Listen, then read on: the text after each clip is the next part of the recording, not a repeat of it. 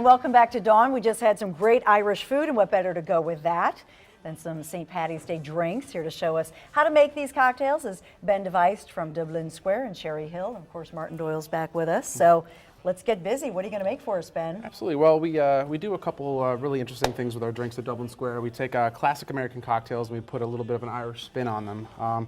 So I wanted to start out by making a drink that a lot of people know, and this is a drink that someone who doesn't normally drink whiskey might actually want to give a shot. It's based on a Sex on the Beach, which is something you might drink on a tropical island or on a vacation. We're going to start off with about 1.5 ounces of Jameson's Irish whiskey. And that's an 18-year-old Jameson Irish whiskey you might want to add. It is, absolutely. Nice. We do everything. I'll be taking that one home with me. No, just kidding. We're going to add a splash of cranberry juice and a splash of orange juice as well. Okay, cranberry orange to make it healthy. Absolutely. And then top it off with a little peach schnapps, which is are the ingredients in a standard Sex on the Beach. We're going to go ahead and shake that up. Get it nice and Sex chill. on an Irish beach. There you go. Yeah. This beach has Kind of cold.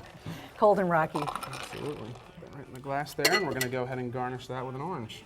Nice. And that we call the Blarney Stone. The Blarney Stone. And is that part of the happy hour, Ben? It is actually. We have a phenomenal happy hour at Dublin Square. It's I imagine you do. 7 days a week from 3 to 7, so we get the early crowd and we also catch the after work crowd as well. We feature half-price menu items, we feature beers and wines, and then our signature Irish cocktails. So there's really something for everyone. And we have the Flight to Ireland over here, which is 6 ounces of Harp, Smithwick's, Guinness, and Magners Irish cider.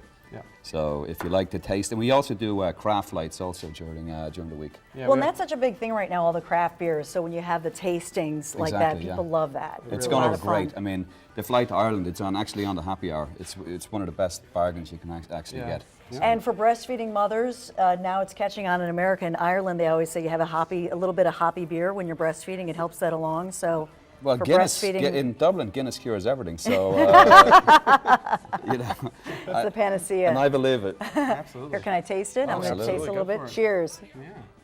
And what's next, Ben, now? The second drink I'm delicious. going to make is a play on a classic drink called the Muddled Old Fashioned. So I'm going to go ahead and start by taking a cherry here and also a little bit of orange. And then instead of using a packet of sugar like you would normally use, I'm just going to go ahead and use a little bit of grenadine. And I'm going to muddle that all up here. And now a normal Old Fashioned would be made with an American bourbon. But since we're an Irish pub, we're going to feature another one of our classic Irish whiskeys, Okay. which is Tullamore Dew. I'm going to go ahead and add an ounce and a Slightly, half. slightly perfumed whiskey. I love it. It's one of my favorites. Go ahead and add 1.5 ounces of the Tullamore Dew. And then grab some more ice here.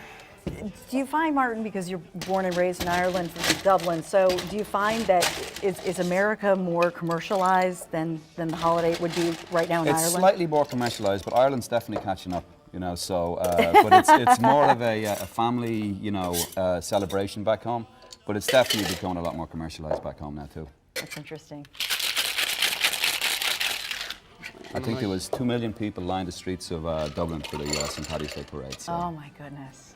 I'm gonna Although top- there are more Irish in America than in Ireland, so there They you say go. that the last census was 44 million Irish, or claiming to be Irish, I should say. And there's only 4 million in Ireland, so where they all came from, I'm not sure. Excellent.